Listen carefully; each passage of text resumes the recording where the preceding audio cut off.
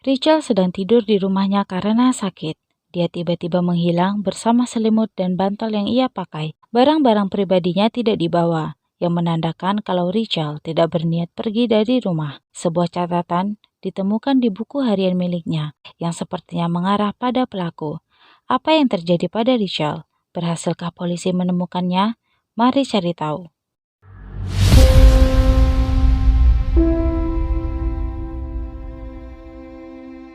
Rachel Murray lahir pada 13 Oktober 1982 dari pasangan Jeff Scam dan Amy Mellon di Melrose Park, Illinois.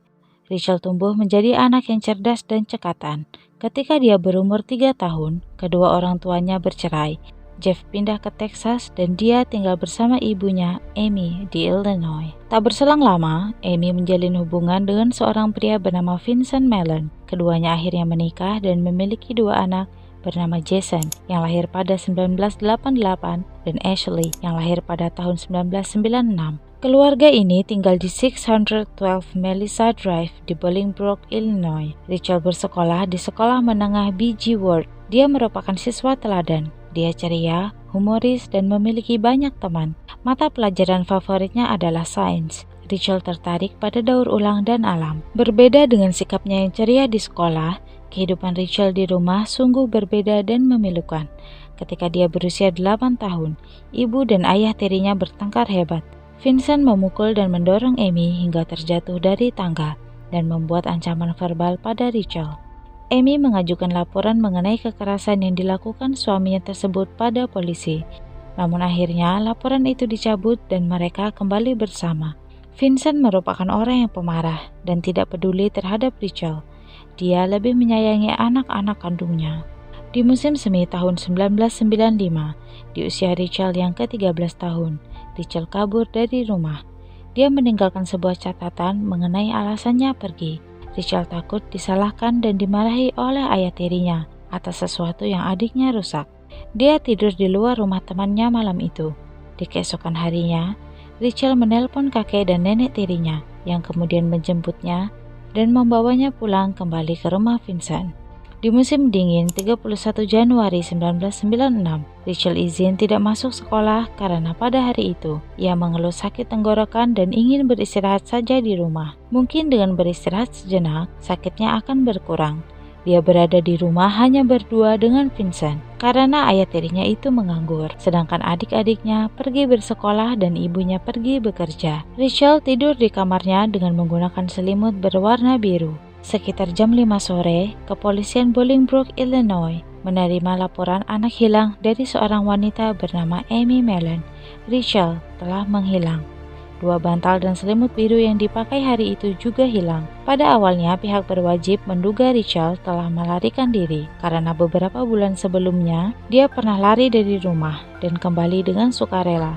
Selain itu, tidak ada tanda masuk secara paksa. Namun, pakaian hangat, sepatu, mantel, bahkan dompet dan pemutar audio kaset miliknya berada di rumah. Kalau ia benar-benar pergi, tidak mungkin ia meninggalkan barang-barang tersebut. Apalagi cuaca di luar saat itu sedang dingin bersalju, dengan suhu berada di minus 20 derajat, yang membuatnya akan kedinginan dan tak bertahan lama tanpa pakaian hangat. Dugaan lain mengatakan beberapa kerabat Rachel telah membawanya keluar dari negara itu, tetapi teori tersebut tidak terbukti. Rekening bank miliknya belum digunakan sejak dia menghilang, dan tidak ada bukti bahwa dia membeli tiket pesawat atau bis untuk pergi kemanapun. Di hari Rachel menghilang, pada jam 10:45 pagi, dia sempat menelpon nenek dari ayah kandung, Lucy Scam. Dia menelpon untuk mengucapkan terima kasih telah memberinya hadiah Natal. Percakapan mereka berlangsung sekitar 5 menit. Lucy menyatakan tidak ada yang aneh sampai Rachel terdiam untuk beberapa saat. Lucy bertanya apakah Vincent ada di sana, dan Rachel menjawab, ya. Setelah itu, Rachel memutus panggilan telepon karena harus pergi. Setelah menelpon, menurut Vincent, dirinya dan Rachel bermain Nintendo sampai akhirnya Rachel memutuskan untuk tidur siang di kamarnya. Vincent kemudian membawa anjing peliharaannya, seekor gembala Jerman putih bernama Duke, berjalan-jalan di cuaca dingin sekitar jam 2:30 siang. Sebelum pergi, ia sempat melihat Rachel tertidur lelap menggunakan selimut birunya. Vincent membiarkan pintu tidak terkunci saat dia pergi. Dia berada di luar sekitar 30 menit. Vincent mengatakan anjingnya melepaskan tali pengikat di leher untuk mengejar kelinci, dan akhirnya dia harus menangkap anjingnya dan pergi lebih lama dari seharusnya. Setelah sampai di rumah, Vincent memperhatikan Rachel telah menghilang dari rumah, namun ia tak melakukan apa-apa. Pada jam 3:15 sore, Ashley yang berusia 6 tahun pulang dari sekolah dan tidak mendapati Rachel di rumah itu. Dia memberitahu Vincent kalau dia tak menemukan Rachel, tetapi Vincent masih tetap tidak melakukan apa-apa. Sampai akhirnya Jason dan Amy tiba di rumah jam 5 sore dan menelpon polisi. Pencarian terus dilakukan di sekitar daerah tersebut. Pihak berwenang mengerahkan peralatan-peralatan mereka seperti drone, heli, dan kendaraan darat untuk mencari Rachel. Jeff, ayah kandung Rachel, terbang dari Dallas, Texas ke Illinois setelah mendapat kabar hilangnya putrinya. Pihak berwenang merasa ada permainan curang yang terlibat pada hilangnya Rachel. Polisi mencurigai Vincent telah melakukan sesuatu pada Rachel. Vincent memiliki goresan luka di hari Rachel menghilang, yang katanya luka tersebut berasal karena memperbaiki mobil. Polisi membuka buku harian milik Rachel, di mana terdapat satu catatan yang ditulis beberapa minggu sebelum dirinya menghilang, yang menyatakan bahwa ayah tirinya menciumnya dan menyentuhnya secara tidak pantas. Mereka juga menemukan sebuah buku berjudul Daddy Kisses dan pisau stik yang disembunyikan di bawah tempat tidurnya. Pisau tersebut seperti sengaja ia letakkan di tempat itu untuk melindunginya dari ayah tirinya. Teman-teman Rachel memberitahu polisi mereka melihat Rachel menangis di lokernya di sekolah beberapa hari sebelum dia menghilang. Ketika temannya bertanya ada apa, dia hanya mengatakan bahwa dia punya masalah tetapi dia akan mengurusnya sendiri. Beberapa tahun telah berlalu dan Rachel masih belum ditemukan. Polisi belum menemukan petunjuk yang mengarah pada hilangnya Rachel. Tetapi polisi telah menganggap Vincent sebagai tersangka utama selama beberapa tahun terakhir.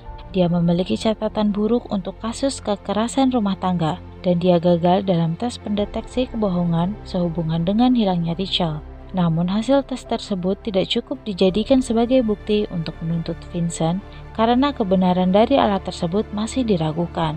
Pada tahun 2000, polisi memperoleh surat perintah untuk mendapatkan sampel darah, air mani, air liur, dan rambut Vincent. Namun hal tersebut juga tidak membuahkan petunjuk apapun.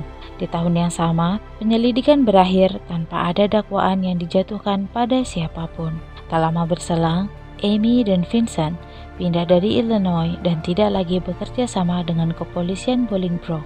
25 Mei 2002, kota Bolingbrook mendedikasikan sebatang pohon untuk Rachel di Taman Whipfler, tepat di seberang jalan dari rumah tempat dia menghilang. Mereka juga mengubur kapsul waktu untuk mengenang Rachel. Bertahun-tahun, Rachel belum juga ditemukan. Meski kasusnya sudah lama, kepolisian Bolingbrook menegaskan bahwa pencarian Rachel terus berlanjut. 28 Januari 2006, Jeff mengadakan upacara peringatan untuk Rachel dan mengizinkan teman dan keluarganya berkumpul untuk berbagi cerita tentang Rachel dan berdoa untuknya. Dukung channel ini dengan share ke teman-teman kamu dan jangan lupa untuk klik tombol subscribe dan nyalakan loncengnya. Terima kasih.